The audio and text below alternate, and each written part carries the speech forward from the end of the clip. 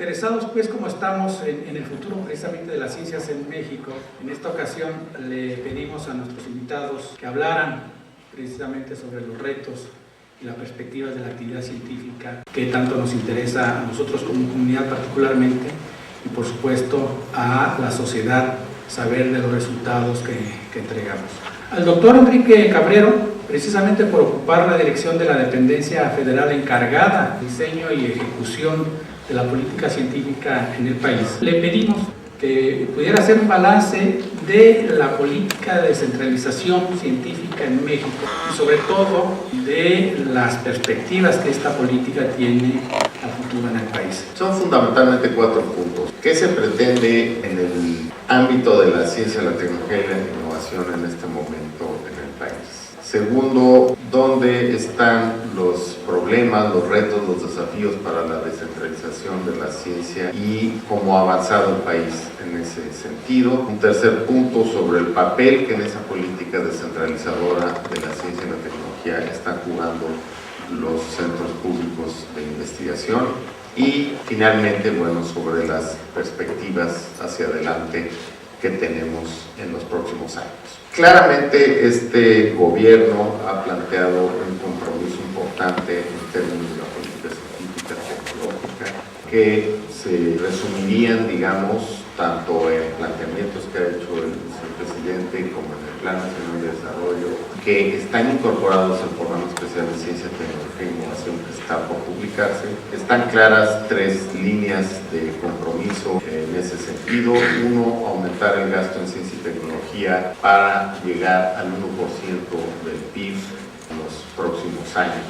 Es un desafío enorme, es un cambio muy importante en el sector, dado que México se ha caracterizado por tener una presencia más o menos del 0.3, 0.4% del PIB en su inversión en ciencia, tecnología e innovación. Actualmente en el mundo, en esta sociedad del conocimiento, hay países como Israel que andan por arriba de 4 puntos del PIB, países como Japón que andan 3 puntos del PIB, Estados Unidos alrededor de 3 puntos del PIB, en fin, y países emergentes que también han logrado un despegue muy importante con su inversión decidida en la ciencia, la tecnología y la innovación. Entonces, bueno, pues ahí tenemos el caso de Corea del Sur, el caso de Finlandia, el caso de Irlanda, y por hablar del continente latinoamericano, pues tenemos el caso de Brasil, con una inversión que está por arriba del 1% del PIB.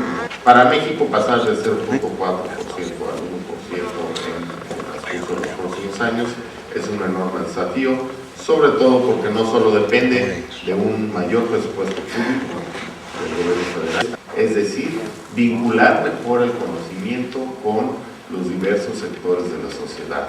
Una sociedad del conocimiento es una sociedad que justamente se caracteriza porque el conocimiento científico empieza a tener un efecto en el sector gubernamental, dado que se diseñan políticas públicas a partir del conocimiento y de la evidencia científica.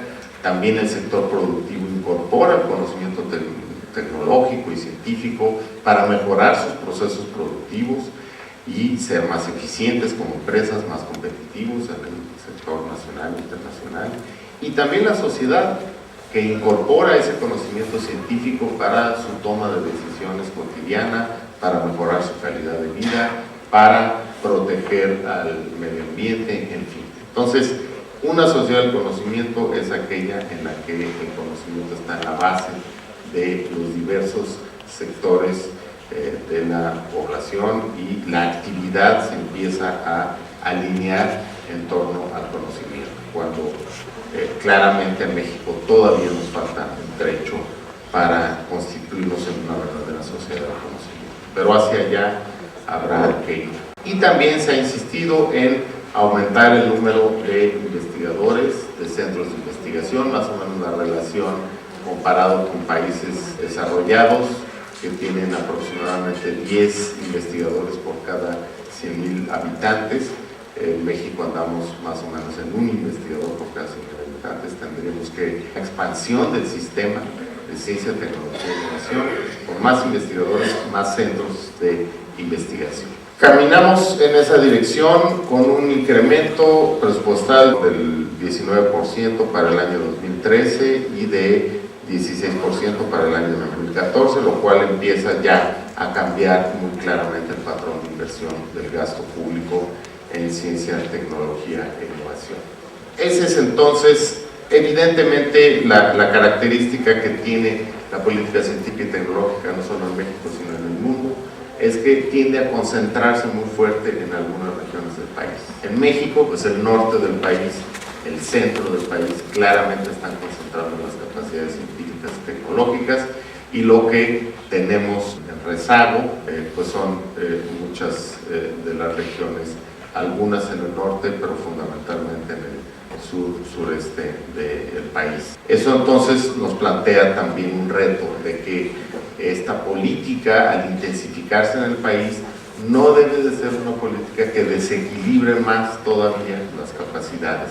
En esta política entonces de reequilibramiento, por una parte tenemos que expandir el sistema de ciencia, tecnología e innovación, pero por otra parte, de manera simultánea, tenemos que reequilibrar al país en sus capacidades científicas y tecnológicas. Es un esfuerzo en esos dos vertientes. Ahí está el mapa de las capacidades científicas, tecnológicas y de innovación en México. Este mapa está construido con muchas bases de datos, al menos una década de análisis, la última década de análisis, de cuál ha sido la intensidad de la actividad de vinculación entre empresas y, es decir, entre sector productivo y sector académico.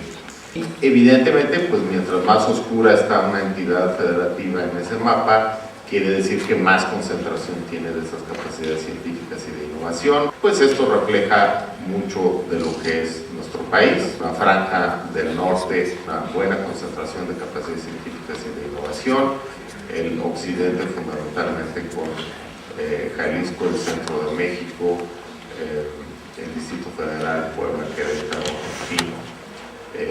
Ahí vemos el estado de Michoacán, es una capacidad intermedia entre las entidades que más concentran recursos para la ciencia y las que menos capacidades tienen de concentración. Esto es particularmente la concentración de capacidades de capital humano para las ciencias sociales. Ahí sí vemos a Michoacán pues, entre las instituciones de mayor nivel de avance, gracias a esta institución en la que estamos y a otras que hay en el Estado. Los centros públicos de investigación han sido un instrumento de política pública muy importante para la descentralización de la ciencia. En la década de los 70 y hasta cercano a los 80, la creación de 13 centros y bueno, pues esto permite, digamos, un arranque del sistema con centros de diferentes áreas del conocimiento científico. En la década de los 80 y 90, pues entonces tenemos otra ampliación de 8 centros, ¿verdad? Y es cuando ya se crea en sí el sistema en ese momento llamado CEP-CONACYT. Y después, a partir del año 2000, digamos ya la consolidación del sistema de centros con la creación de otros 13 centros. Esto le da hoy al sistema pues una distribución bastante equilibrada entre centros de ciencias naturales y exactas, centros de ciencias sociales y humanidades y centros de desarrollo tecnológico. Este sistema de centros entonces pues estaría muy bien equipado para varias cosas. Uno, para hacer posible la complementariedad del conocimiento entre ciencias exactas, sociales y tecnológicas, y también en una presencia amplia a nivel nacional.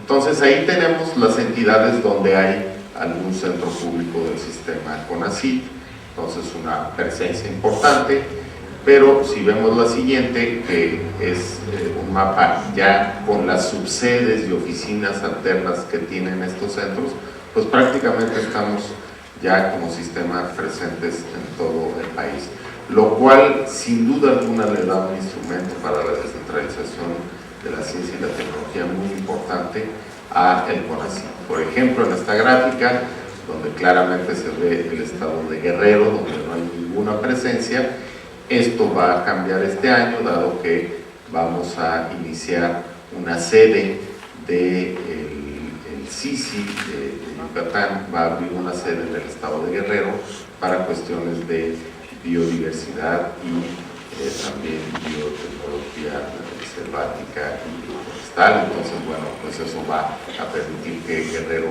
ya empiece a tener una antena de este sistema. En el caso de Tlaxcala también estamos por impulsar un centro en alta manufactura, y en el estado de Colima, que también es otro de los ausentes, estamos impulsando también una sede en el ámbito de la informática. No solo es con el sistema de centros CONACYT, sino que hay muchos otros elementos que tiene CONACYT para profundizar la descentralización y reequilibrar las capacidades de investigación en el país. Esto mediante la distribución de fondos para la infraestructura, mediante la distribución de cátedras de investigación. Del lado izquierdo de la gráfica pues está la UNAM, la concentración de miembros del Sistema Nacional de Investigadores en la UNAM, con 3.776, que pues es una institución no solo la más grande, sino históricamente pues la más consolidada sin duda alguna en el país. Pero lo que es interesante es que el segundo lugar como fuerza de investigación en el país lo ocupa el sistema de centros CONACYT, con 1.757 investigadores en el SNI, y bueno, luego ya vienen instituciones como la UAM, el Politécnico, el CINVESTAR y algunas otras, y así se va distribuyendo las capacidades de capital humano para las. Sobre los miembros del Sistema Nacional de Investigadores, simplemente mencionar que la mayor concentración, este es un dato que ya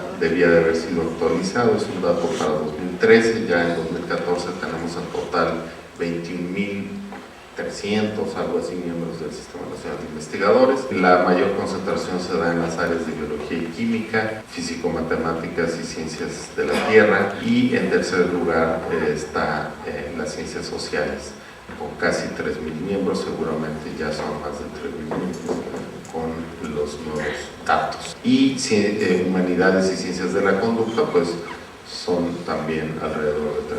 Entonces tenemos una presencia fuerte de las ciencias sociales y creciente en el ámbito del conocimiento. Esta es la distribución de miembros del Sistema Nacional de Investigadores por centros del sistema CONACYT. Sobre los becarios, ahí sí la concentración mayor de los más de 46.000 becarios que tiene CONACYT a nivel nacional e internacional.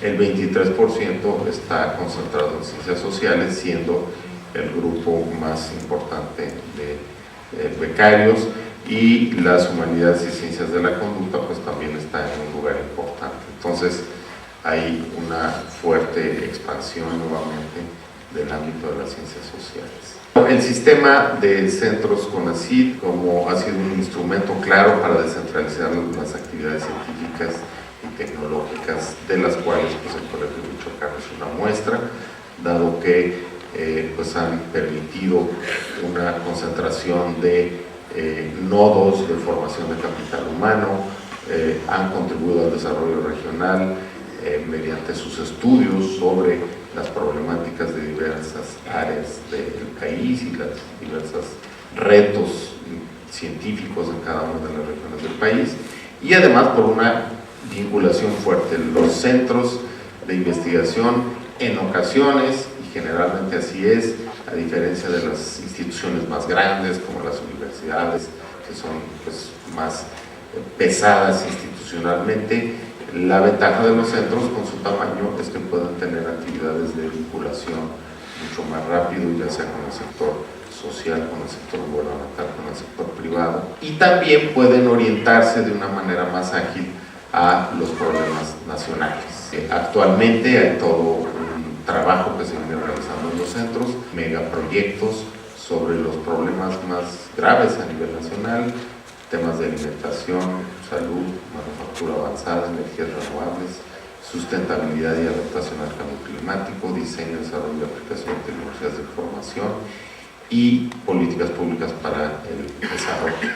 ¿Cuáles son las perspectivas para profundizar esta descentralización de la ciencia? Bueno, a nivel de capital humano hay una iniciativa interesante que es la creación de una bolsa de recursos para plazas de excelencia a jóvenes investigadores. Es el programa de cátedras para jóvenes investigadores. La particularidad de este programa es que va a ser una convocatoria en la cual van a poder participar universidades y centros de investigación públicos del país, solicitando entonces jóvenes investigadores en determinadas áreas del conocimiento que su institución, que cada institución considere estratégicas para su desarrollo. Un comité hará esa evaluación de qué instituciones están haciendo una solicitud correcta, y luego CONACYT buscará junto con la institución a estos jóvenes talentos y los contratará CONACYT. Esa es una variante muy importante, y serán, digamos, entonces investigadores contratados por CONACYT, pagados por CONACYT, pero asignados a instituciones de investigación de todo el país. Esto con el fin, por una parte, pues de resolver de manera rápida el tema de la falta de disponibilidad de plazas para los jóvenes investigadores, que muchos de las instituciones académicas del país pues no tienen disponibilidad de plazas, y esperar a que se resuelva todo el tema, digamos, de una jubilación digna para los investigadores y que esto vaya liberando plazas. Pues es un proceso que va a tardar un poco más de años, en el que también CONACYT va a trabajar intensamente,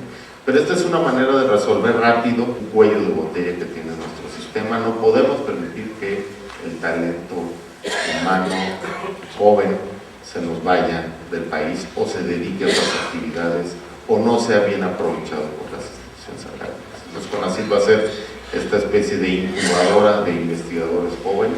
Esto le va a permitir a CONACYT pues asignarlos con particular atención a las diversas regiones del país para reequilibrar estas capacidades de investigación.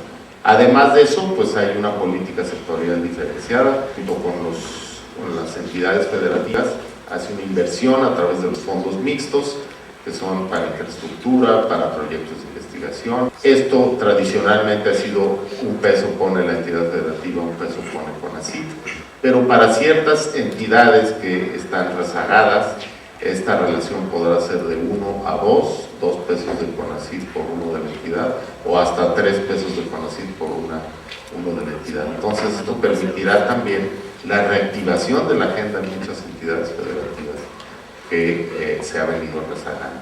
También la vinculación con las prioridades nacionales a través de convocatorias como la que hace unos meses salió de desarrollo científico para atender grandes problemas nacionales, que es un apoyo dirigido a ciertos temas. La participación también del sector privado y vinculación con el sistema de investigación y con el sistema educativo a través de los fondos de estímulos a la innovación.